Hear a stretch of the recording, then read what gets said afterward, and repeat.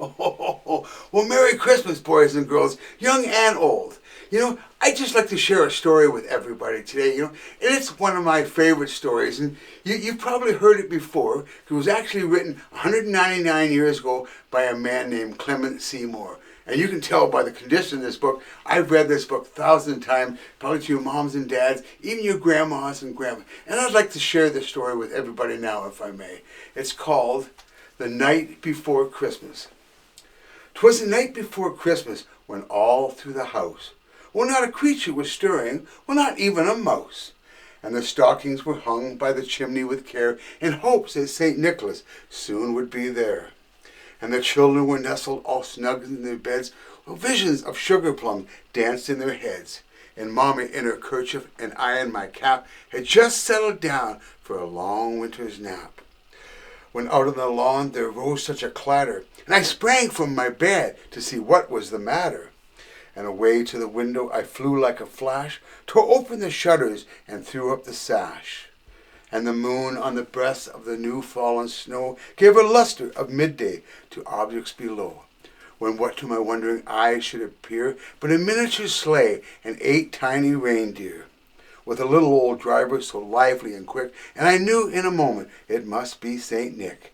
And more rapid than eagles his coursers they came, and he whistled and shouted and called them by name.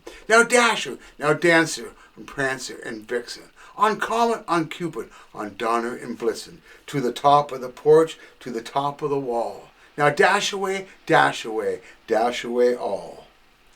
And as dry leaves before the wild hurricane fly, when they meet with an obstacle, mount to the sky. So up to the housetops the coursers they flew, with a sleigh full of toys, and St. Nicholas too. And then, in a twinkling, I heard on the roof the pawing and prancing of each little hoof. As I drew in my head and was turning around, down the chimney St. Nicholas he came with a bound. He was dressed all in fur from his head to his foot, and his clothes were all tarnished with ashes and soot.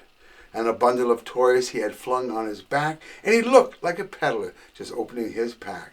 His eyes, how they twinkled, his dimples, how merry. His cheeks were like roses, his nose like a cherry.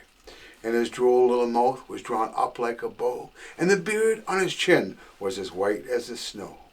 He had a broad face and a little round belly that shook when he laughed like a bowl full of jelly.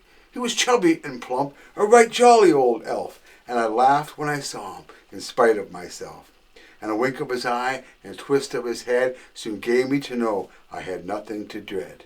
He spoke not a word, but went straight to his work, and filled all the stockings, and then turned with a jerk, and laying his finger aside of his nose, and giving a nod, up the chimney he rose.